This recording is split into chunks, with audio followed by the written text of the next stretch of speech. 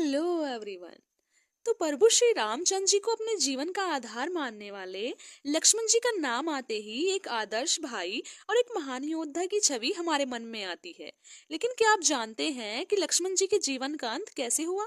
क्या उनकी मृत्यु किसी युद्ध में हुई या किसी श्राप के कारण? तो चलिए आज जानते हैं लक्ष्मण जी की मृत्यु की पूरी कहानी। तो श्री रामचंद्र जी के राज्याभिषेक के बाद अयोध्या में सुख शांति थी। राम न्यायपूर्वक राजकाज चला रहे थे और लक्ष्मण जी हमेशा की तरह उनके साथ कंधे से कंधा मिलाकर खड़े थे। एक बार काल ऋषि के रूप में अयोध्या आए। काल ने भगवान श्री रामचंद्र जी से अकेले में बात करने की इच्छा प्रकट करते हुए कहा, यह बात अत्यंत गोपनीय होनी चाहिए।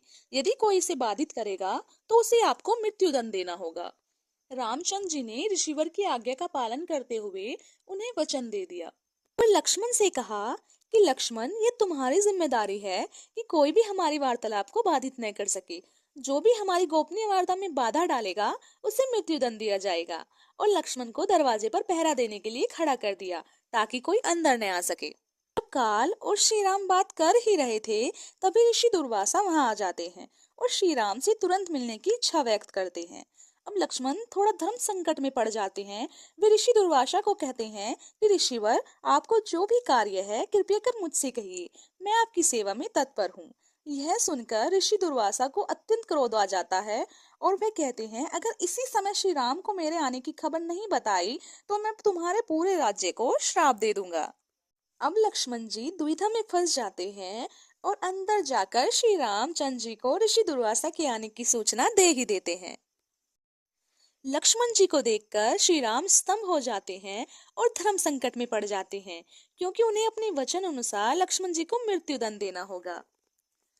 तब लक्ष्मण जी श्री रामचंद्र जी से कहते हैं, आप निश्चित होकर मुझे मृत्युदंड दे दीजिए भैया, ताकि आपकी प्रतिज्ञा भंग न हो।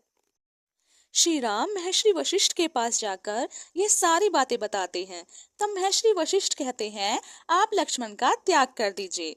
साधु पुरुष का त्याग व वध एक समान ही होते हैं। श्री राम ऐसा ही करते हैं। वे लक्ष्मण को अयोध्या छोड़ने का आदेश देते हैं और लक्ष्मण को त्याग देते हैं।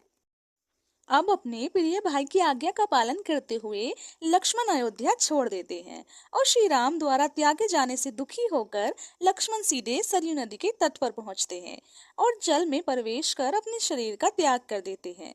कहा जाता है कि जैसे ही लक्ष्मण ने अपना शरीर त्यागा, वे अपने वास्तविक स्वरूप शेषनाग में लीन हो गए। क्या आप जानते थे कि लक्ष्मण जी की मृत्यु इस कारण हुई थी? हमें कमेंट में जरूर बताएं और वीडियो को लाइक शेयर सब्सक्राइब करना न भूलें।